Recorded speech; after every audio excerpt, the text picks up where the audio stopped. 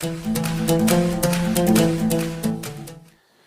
हिंद दोस्तों, मेरा नाम है वेदश्री त्रिवेदी और हम लोग इस समय पढ़ रहे हैं फाइनेंशियल मैनेजमेंट। फाइनेंशियल मैनेजमेंट में जो चैप्टर हमारा चल रहा है वो है कॉस्ट ऑफ कैपिटल अर्थात पूंजी की लागत। यदि इस चैप्टर से रिलेटेड पिछले वीडियोस आपने नहीं देखे हैं तो फाइनेंशियल मैनेजमेंट प्लेलिस्ट का लिंक डिस्क्रिप्शन बॉक्स में दिया है, वीडियो आप जा करके देख सकते हैं। भैया, कॉस्ट ऑफ कैपिटल की जब बात करते हैं अर्थात कंपनी जितनी भी जो फंड अरेंज करती है अपने सफल संचालन के लिए व्यवसाय के, तो उसकी लागत जो उसको चुकानी पड़ती है इंटरेस्ट या डिविडेंड्स के तौर पर, उसे ही कहा जाता है कॉस्ट ऑफ कैपिटल। तो पिछले वीडियोस में मैं आपको बता चुका हूं कि डेट कॉस्ट कैसे निर्धारित करी जाती है और प्रेफरेंस की कॉस्ट कैसे निर्धारित करी जाती है। आज हम लोग बात करने वाले हैं इक्विटी शेयर की कॉस्ट कैसे निर्धारित करी जाती है। सबसे इंपॉर्टेंट यही होता है कि इक्विटी की कॉस्ट कैसे निर्धारित करी जाती है, क्योंकि जब आपने इससे पहले इंटरमीडिएट में 12th स्टैंडर्ड में पढ़ा होगा कि डेट से पहले एक रेट लिखी रहती है, वो इंटरेस्ट रेट होती है, और प्रेफरेंस से पहले एक रेट लिखी होती है, वो फिक्स्ड रेट डिविडेंड्स होता है प्रेफरेंस शेयर होल्डर्स के लिए। मतलब इन लोगों को तो कॉस्ट एकदम फिक्स होती ही है, तो उसमें निर्धारित क्या करना है। हाँ, थोड़ा बहुत इधर उधर होता है। इधर उधर का मतलब है कि कुछ एक्सपेंसेस इनको करने पड़ते हैं, तो उन एक्सपेंसेस को हटा करके या प्रीमियम पर इशू करते हैं तो उस प्रीमियम को जोड़ करके उसकी कॉस्ट बड़ा ईजिली हम लोग निर्धारित कर लेते हैं। लेकिन जब बात इक्विटी की करी जाती है तो ये थोड़ा टिपिकल हो जाता है इसका कैलकुलेशन। तो चलिए जानते हैं कि इक्विटी की कॉस्ट कैसे कैलकुलेट करी जाती है और क्या क्या चीज़ें इसके पीछे होती हैं। लेकिन इससे पहले अगर आपने हमारा चैनल सब्सक्राइब नहीं किया हुआ है तो कर लीजिए, ताकि मेरे सारे वीडियो आपको आसानी के साथ मिल सकें। तो चलिए स्टार्ट करते हैं। Cost of equity share capital देखते हैं हम लोग। Cost of equity share capital. देखिए, होता क्या है कि जब कंपनी इक्विटी शेयर इशू करती है तो उनके मालिकों को कतई कोई वायदा नहीं करती है कि हम आपको कितना पेमेंट देंगे। कभी किया हो या कभी आपने पढ़ा हो तो बताइए। नहीं पढ़ा ना, क्योंकि होता ही नहीं, पढ़ोगे कहां से। तो क्या इन लोगों की कोई कॉस्ट नहीं होती या इन लोगों की कोई उम्मीदें नहीं होती हैं? नहीं भाई, उम्मीदें भी होती हैं और कॉस्ट भी होती है। क्या उम्मीदें होती हैं? अरे देखो, अगर एक दुकानदार की हम लोग बात करें, सिर्फ बात करें एक शॉपकीपर की, उसने 10 लाख रुपया मार्केट से उठाया, ओके, और 10 लाख रुपया अपने पास से लगाया। टोटल फंड कितना हो गया? 20 लाख का हो गया। इस 10 लाख पर जो उसने, ये 10 लाख का जो उसने लोन लिया है, और ये 10 लाख रुपया उसका ओन्ड कैपिटल है। तो ये जो लोन लिया है इस पर 10% के हिसाब से वो इंटरेस्ट चुकाता है। तो 10 लाख रुपए का 10% के हिसाब से वो क्या कर रहा है? इंटरेस्ट दे रहा है। ये जो इंटरेस्ट दे रहा है, इसको जब हम लोग कॉस्ट ऑफ कैपिटल की भाषा में लेकर आते हैं तो इसे हम इंटरेस्ट या डिविडेंड्स कह सकते हैं। इंटरेस्ट या फिर डिविडेंड्स कह सकते हैं। क्यों? जो फंड प्रोवाइडर हैं ये आउटसाइडर हैं। ये लोन देने वाले लोग कौन हैं? ये आउटसाइडर हैं। इन्होंने लोन दिया है, निश्चित रेट से इंटरेस्ट ले लेते हैं या डिविडेंड्स ले लेते हैं।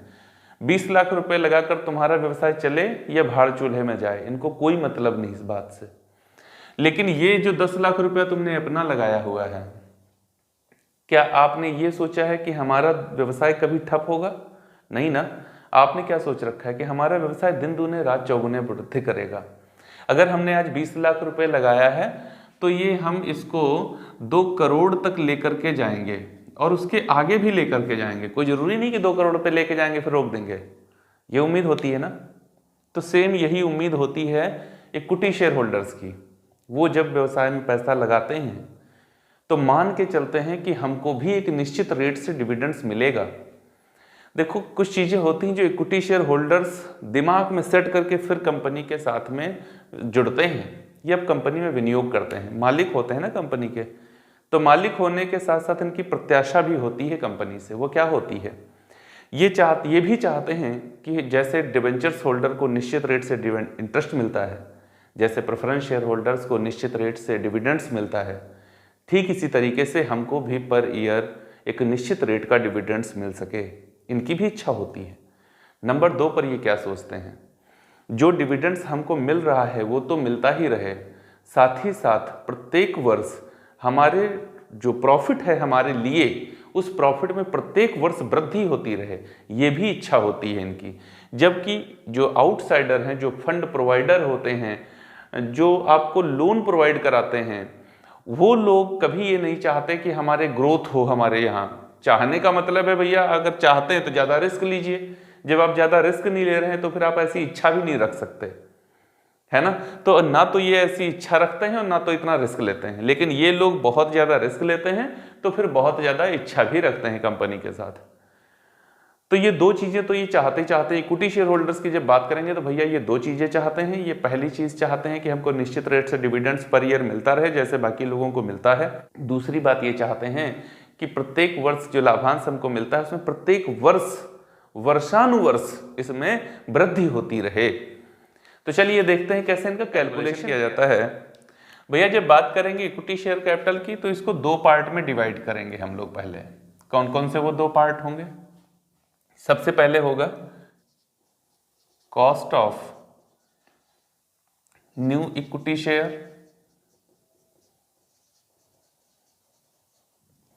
दूसरी तरफ होगा कॉस्ट ऑफ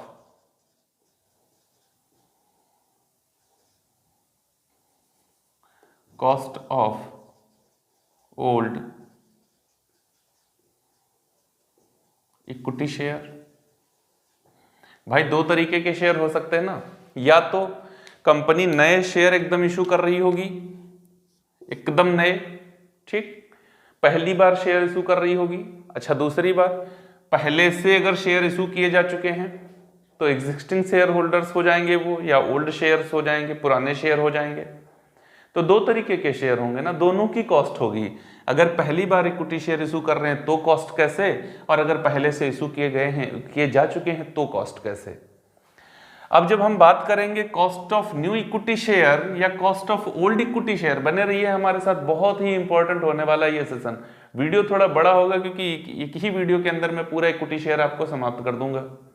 तो देखिए भैया, जब बात करेंगे cost of new equity share तो यहां पर ये दो तरीके से इसकी कॉस्ट भी निर्धारित करी जाती है। वो दो तरीके कौन है? पहला तरीका होता है जिसको कहते हैं earning yield method, earning yield method, और दूसरा होता है डिविडेंड यील्ड मेथड।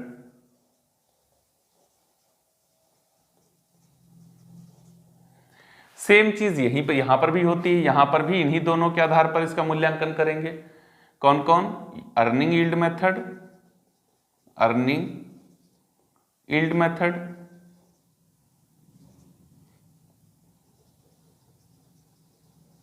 और इधर डिविडेंड यील्ड मेथड।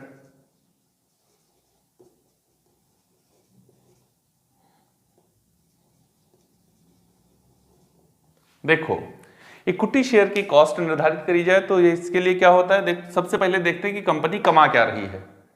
लेकिन कमाइए आप चाहे जो कुछ, फिर बात आती है कि आप चाहे कुछ कमाइए, मुझे क्या दे रहे हैं, तो फिर आता है डिविडेंड यील्ड मेथड। यहां पर कमाई के आधार पर मूल्य निर्धारित किया जाता है और यहां पर जो इक्विटी शेयर होल्डर्स को पेमेंट किया जा रहा है उसके आधार पर मूल्य निर्धारित किया जाता है। ठीक है ना। अब कुछ चीजें मैं यहाँ पे नोट करे दे रहा हूँ, उनको जब हम लोग शॉर्ट फॉर्म में यहाँ यूज करेंगे उनको यहाँ पे लिख दे रहा हूँ फुल फॉर्म उनकी क्या होती है। जैसे हम लोग यूज करेंगे डीपीएस, डीपीएस डिविडेंड्स पर शेयर, पर शेयर। यहां पर हम लोग यूज करेंगे ईपीएस, अर्निंग पर शेयर।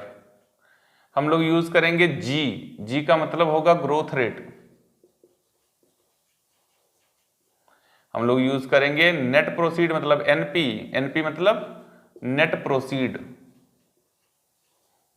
ठीक, ये चीज है। तो आइए अर्निंग यील्ड मेथड में देखते हैं कैसे इनकी कॉस्ट निर्धारित करी जाती है। तो भैया क्या देखेंगे कि यहां पर cost of equity share capital, और कैसे, आफ्टर टैक्स।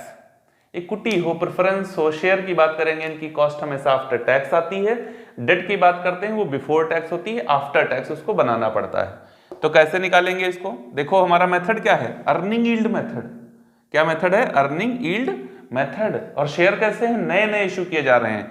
तो यहां देखेंगे हम लोग ईपीएस क्या है, अर्निंग पर शेयर क्या है, और किस पर, नेट प्रोसीड पर। नेट प्रोसीड जानते हो, पिछले वीडियो में बता चुका हूं आपको, 100 वाला शेयर इशू किया गया, 2% ब्रोकरेज दी गई, तो नेट प्रोसीड 98 रुपए हो गया। ठीक है ना, बात क्लियर है, बस वही नेट प्रोसीड होती है। तो EPS upon net proceed into 100, बात क्लियर। अब यहां आओ, यहां पर सेम यही चीज, cost of equity share after tax कैसे आएगी, क्या फॉर्मूला होगा, तो यहां पर DPS upon net proceed into 100, बात क्लियर। यहां पर देखते हैं कंपनी ने ओवरऑल क्या कमाया, और यहां पर देखते हैं उस कमाई में से कंपनी ने कितना डिविडेंड्स बांट दिया।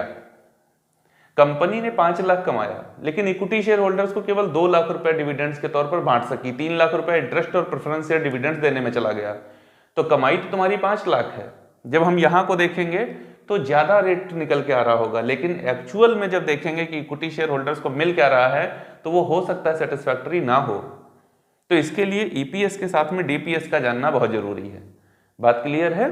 तो जब नए शेयर इशू किए जा रहे होंगे इक्विटी वाले, और अर्निंग के आधार पर उनकी कॉस्ट निर्धारित करी जाएगी, तो EPS upon net proceed into 100, और जब डिविडेंड्स के आधार पर निर्धारित करी जाएगी तो DPS upon net proceed into 100। अच्छा इधर चलो, cost of existing share, equity share और ओल्ड इक्विटी शेयर्स, जो पुराने इक्विटी शेयर पहले से इशू किए जा चुके थे, 2, 4, 5 वर्ष हो चुके हैं इनको इशू किए हुए, इनकी कॉस्ट कैसे निर्धारित करी जाएगी, तो भैया इनकी कॉस्ट निर्धारित करने के लिए यहां पर एक नाम और बढ़ा लीजिए, जिसको कहते हैं एमपीएस, एमपीएस, मार्केट प्राइस पर शेयर, एमपीएस होगा ये। तो कॉस्ट ऑफ, ये लाइन यहां वाली जो लिखी है ये पूरी चल रही है एकदम, यहां से लेकर के वहां आगे तक। तो cost of equity share capital after tax, अगर हम यहां पर आए, अगर cost of equity share after tax यहां की बात करेंगे हम लोग अर्निंग यील्ड मेथड में, तो यहां पर क्या होगा, ईपीएस अपॉन एमपीएस इंटू 100, ठीक है। और यहां पर आए तो DPS upon MPS into 100, okay. ये देखो ये जियो यहां पर मैंने लिखा, ये सब के लिए लागू हो रहा है। Cost of equity share capital after tax, यहां पर EPS upon net proceed into 100, यहां पर DPS upon net proceed into 100, यहां पर ईपीएस अपॉन एमपीएस। एमपीएस क्यों, 4-5 वर्ष हो चुके ना, तो हमारे शेयर का मार्केट में कुछ वैल्यू हो गया है। वो 100 रुपए वाला है तो 120 रुपए, 150 रुपए, 200 रुपए वाला हो सकता है, या 80 रुपए, 70 रुपए, 60 रुपए वाले हो सकता है। मार्केट में उसका कुछ वैल्यू हो गया है, उस वैल्यू को क्या कहते हैं, मार्केट प्राइस पर शेयर, एमपीएस। बहुत आराम से सुनिए, फॉर्मूला रटना नहीं पड़ेगा, एकदम याद करवा देंगे यहीं पर, अभी आपको याद हो ही गया होगा, याद करवा क्या देंगे। तो देखिए ऐसे कैलकुलेशन कर लेते हैं हम लोग किसकी भैया, कॉस्ट ऑफ इक्विटी शेयर, चाहे फिर वो न्यू वाले हों और चाहे ओल्ड वाले हों, बात क्लियर है। अब चलिए देखते हैं, अगर हमें cost of equity share before tax चाहिए तो क्या करना पड़ेगा। तो कॉस्ट ऑफ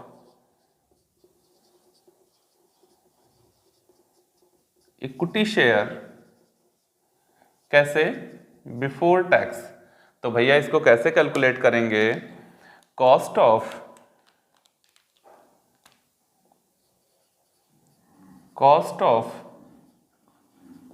इक्विटी शेयर कैसे, after tax upon 1 minus TR.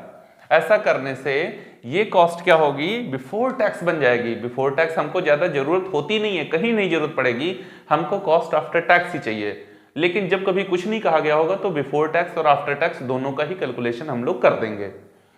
चलिए अब बात करते हैं, अगर ग्रोथ रेट होगी, अभी सर हम आप बात कर रहे थे ग्रोथ चाहिए इनको, तो अगर ग्रोथ चाहिए तो कैलकुलेशन कैसे करी जाती है। जी हाँ, बिल्कुल ग्रोथ चाहिए होती है। ये लोग हमेशा ये नहीं चाहते कि हमने अगर 10,000 लगाया तो हम 10,000 लगाए बैठे रहें, ये चाहते हैं 10,000 लगाया तो 10 लाख हमको मिले, और क्यों ना चाहें, more risk more profit, no risk no profit. Risk कौन ले रहा था, इक्विटी शेयर होल्डर, और मलाई कौन मार रहा है, डेट होल्डर और प्रेफरेंस शेयर होल्डर। तो मलाई उनको नहीं, मलाई इनके हिस्से में आनी चाहिए। मलाई कौन सी, प्रॉफिट वाली मलाई। तो भैया जब ज्यादा रिस्क ये ले रहे हैं तो ज्यादा प्रॉफिट भी इनको चाहिए। तो ये क्या चाहते हैं, जो हमने पैसा इन्वेस्ट किया है उस पर जितना डिविडेंड्स हमको मिल रहा है वो पर ईयर बढ़ना चाहिए। पर ईयर बढ़ना चाहिए मतलब ये ग्रोथ रेट भी चाहते हैं। अगर ग्रोथ रेट की बात हम लोग करेंगे तो कैसे इनका कैलकुलेशन किया जाएगा, ध्यान से देखिए इधर आप।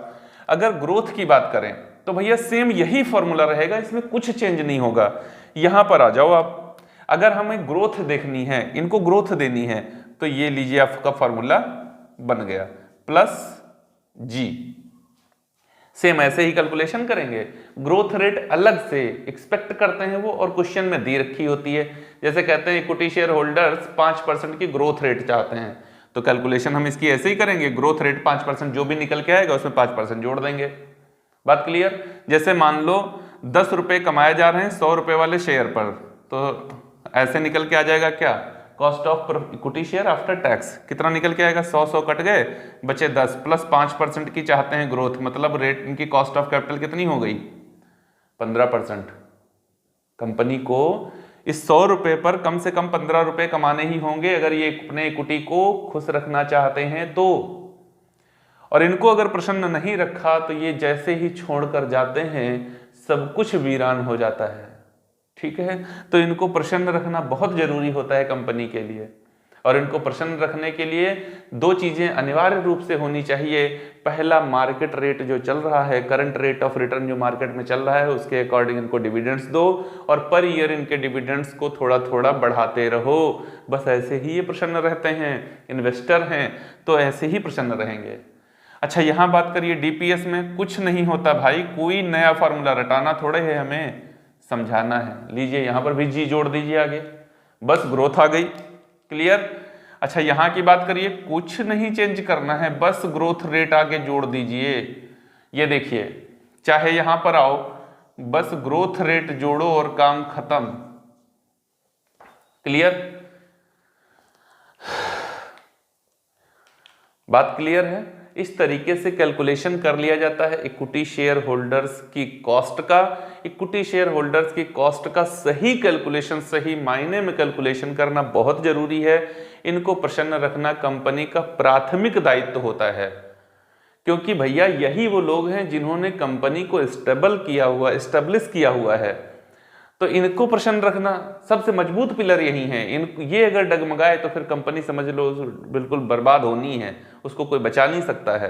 तो इस तरीके से चाहे हम लोग न्यू इक्विटी शेयर की बात करें, चाहे ओल्ड इक्विटी शेयर की बात करें, चाहे न्यू इक्विटी शेयर में कैलकुलेशन करनी हो और चाहे ओल्ड शेयर में कैलकुलेशन करनी हो, चाहे हमें नॉर्मल कैलकुलेशन करनी हो, चाहे ग्रोथ रेट के साथ कैलकुलेशन करनी हो, फॉर्मूला बहुत इजी होता है। अब हम लोग अपने अगले वीडियो में ये देखेंगे कि रिटेन्ड अर्निंग की कॉस्ट कैसे कैलकुलेट करी जाती है।